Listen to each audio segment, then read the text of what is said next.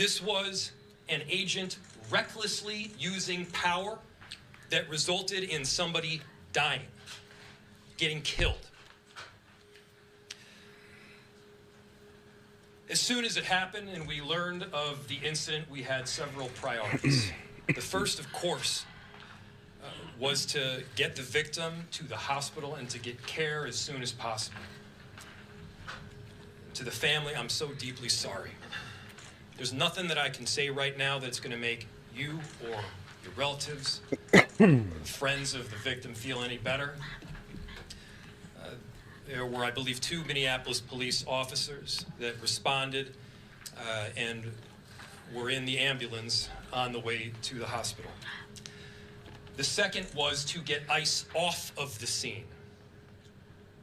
There were dozens, if not hundreds, of ICE and federal officers that were there at the time. Having them there was only causing more chaos. Having them there was only making a difficult situation even more problematic, and one that, yes, they created themselves.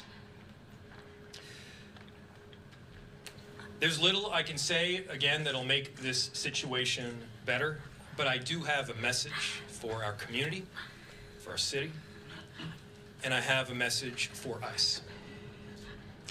To ICE, out of Minneapolis. We do not want you here. Your stated reason for being in this city is to create some kind of safety, and you are doing exactly the opposite. People are being hurt. Families are being ripped apart. Long-term Minneapolis residents that have contributed so greatly to our city, to our culture, to our economy are being terrorized, and now somebody is dead. Yeah, with the Leering centers. That's on you. It shouldn't have happened, but at the same time, you're making this more than it needs to be. It's on you to make sure that further damage, further loss of life and injury is not done. We're going to be working towards justice as quickly as we I'm looking down because I'm possibly watching can the right same now. thing on my phone. Justice is what we've all got to get. Next, a message to our community. Look, we all know that the agenda of this Trump administration is to create chaos. Let us respond right now with our best versions of self. This is a moment where all of us in Minneapolis and beyond, we can rise to the occasion. We can show them who we are. Jacob Fry was involved in the Leering We Center. can show them the kind of courage, bravery, love, and compassion that makes Minneapolis, Minneapolis, and that makes America, America. We are better than a bunch of ICE agents being deployed to cities around the country and ripping apart families and communities. We're better than that. And so we are going to meet that hate with love. We are going to meet that despair with hope. We are going to meet that injustice with constitutional justice ourselves. And we're going to make sure that in this very difficult moment, we do not take the bait that these ICE agents are trying to create and that the federal government, to be clear, wants. They want us to respond in a way that creates a military occupation in our city. They want an excuse to come in and show the kind of force that will create more chaos and more despair. Let's not let them. Let's rise to this occasion. Mr. Fry, what are you going to do? What are you going to do, Mr. Fry? Because it sounds a lot like you're enticing some bad things to happen. And the courage of our conviction. Our conviction, to be clear, is rock solid, and it is for our neighbors, all of our neighbors. It's for people who have lived here for 80 years. It is for new immigrants who have made this city a better place. That's the kind of love that we're going to show up with right now. If you're angry, I get it. I am too. If you're feeling that kind of despair, it's understandable. Let's show them who we can be. Let's show up with peace. Kind of like the summer of love, right? Mr. Fry, one another, the summer of love, don't you remember that, buddy? Peace. Do not give them what they want. I was there. I was there when the city burned. Finally, we've got a lot of work that needs to happen right now to make sure that, first, of course, the scene was secured as much as possible, that we were able to get the victim, now deceased, to the hospital.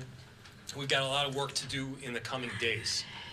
I want to thank our city enterprise for the work that they have done, but more importantly, what they're about to do, because this is going to be heavy, and our city has been through a lot. We also know that... Where are the Leering paperwork? Where is it? People. Among them is our chief of police. I'll invite him up. My name is Brian O'Hara, B-R-I-A-N, O''H-A-R-A. I am the Minneapolis Police Chief. This morning, Minneapolis police officers received a report of federal law enforcement being involved in a deadly force incident, meaning shots had been fired. Minneapolis police officers responded to the scene. We arrived and found a woman with a gunshot wound to the head. Life-saving measures were performed at the scene, including CPR. The woman was transported to Hennepin County Medical Center, where she has since been pronounced deceased. The preliminary information that we have... The real question is, do you support your government? Was in her vehicle and was blocking the roadway on Portland Avenue, midway between 33rd Street and 34th Street in the city.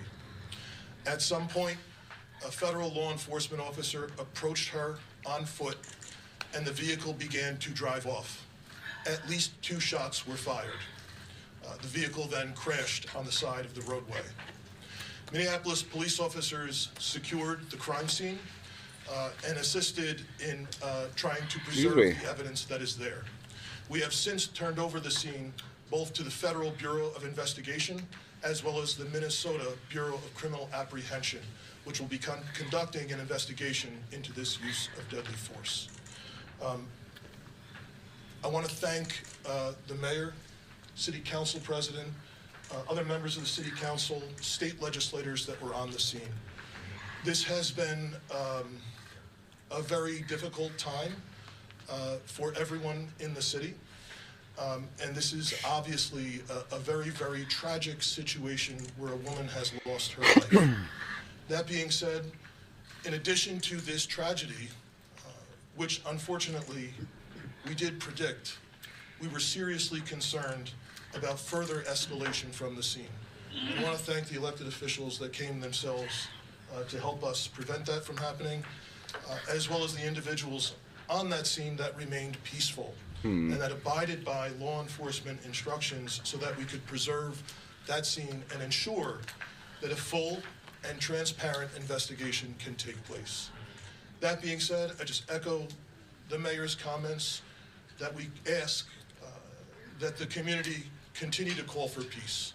We understand people are going to be upset about what happened, and people are going to want to exercise their First Amendment rights. But please do so. As you should, like you do so peacefully, but you don't need to burn down the damn city again. Tragedy in this city or destruction. Thank you. Chief, thank you, Sheriff, thank you, council members. I'll open it to questions. Any idea on the identity of the ICE officers who fired those shots? I don't have that information, no. The question was, is there an identity of the ICE officer that fired? I do not have that. Mayor Fry, we're hearing the ICE officer stopped Why would it be time to release that man's identity? Is that true? So you can get death threats from you guys? That someone tried to help this lady, and they were told, they were pointing guns at and told to get away. Do you know about that at all? So the question was, there's information out there that people tried to help the woman that was shot, and ICE officers that pointed guns at them and told them to leave. I do not have that information. I myself saw a video of the shots being fired as the car was driving away. What I can tell you is the narrative that this was just done in self-defense is a garbage narrative. That is not true. Bullshit. It has no truth. And it needs to be stated very clearly since we have Jacob already Fry, seen what the hell is your I do not experience know there, buddy? as to what you're talking So about. Mayor, What's the she city's wasn't driving it, protocol? she wasn't driving the car toward him, using her vehicle as. I just call bullshit Does on not that. appear to be the case at all. What's the city's protocol when an observer or an activist calls 911? They say an agent's following them or an agent's communicating with them. How does the city of Minneapolis handle that situation going forward, considering what just happened today? Repeat it one more time. I missed the first part of what you said. I forgot the first part of what you said. What does the city do when someone calls 911 and a federal agent's pointing a gun at them, that sort of thing? I'll turn it over to the chief. The question is, what does someone do when a federal agent is pointing a gun at them? Chief. To comply? So That's the dumbest damn thing I've ever heard. You comply. When people call 911, Yes. what is the city's protocol Yes. in these situations? We've had a very dramatic increase in 911 calls related to this activity. We have a protocol in place that has been evolving as the situation has been changing. And at this time, there is a designated supervisor that is on duty 24/7 that fields those calls. And we do everything that we can to ensure that they are appropriately prioritized, with the priority being placed upon. Okay, so what we're going to do here, my thanks to Mike Page, he's been on the desk with you here for the past few hours. I'm Austin Westfall. I'll be up here for the next few hours. I want to get out to Fox 9 Minneapolis as they speak with their reporters who are in the field in the Twin Should we Cities. change We'll pull the gears a little audio up. bit and listen to something a little bit better? All right, I'm going to end the stream here and I'll be back.